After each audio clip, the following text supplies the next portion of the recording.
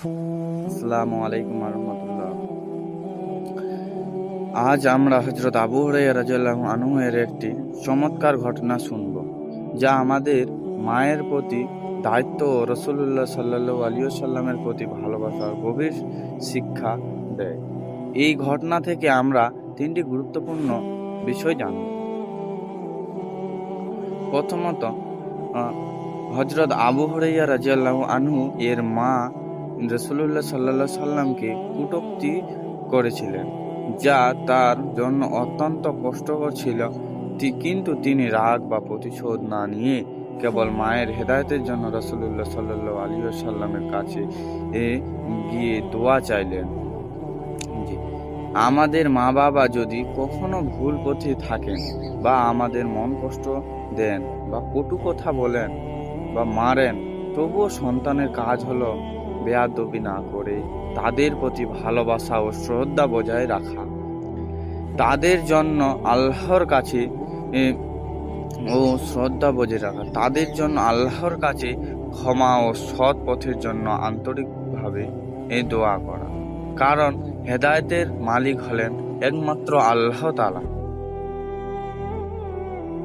আবু হুরায়রা রাদিয়াল্লাহু আনহু তার মায়ের দেওয়া শারীরিক বা মানসিক কষ্টের জন্য কাঁদেননি।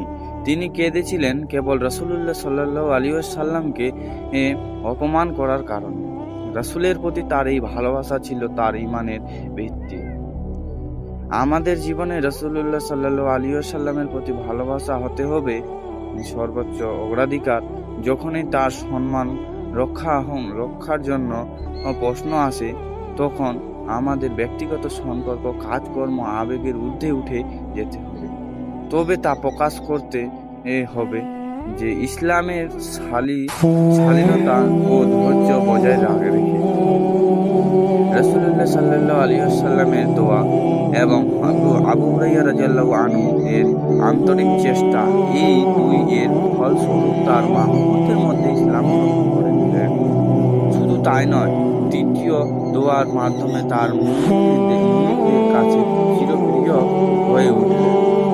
এই ঘটনা প্রমাণ করে যে সন্তানের নেক দোয়া এবং আল্লাহর রাসূল সাল্লাল্লাহু আলাইহি ওয়াসাল্লামের মাধ্যমে করা প্রার্থনা আল্লাহ তাআলা মুহূর্তে কবুল করে নিতে পারেন। আমাদের সবসময় নিশ্চিত থাকতে হবে যে আমরা যদি ধৈর্য এবং ধরে থাকি এবং আন্তরিকতার সাথে আল্লাহর কাছে চাই, তবে আল্লাহ অবশ্যই তার উত্তম প্রতিদান দেবেন। আল্লাহ তাআলা আমাদের সবাইকে যেন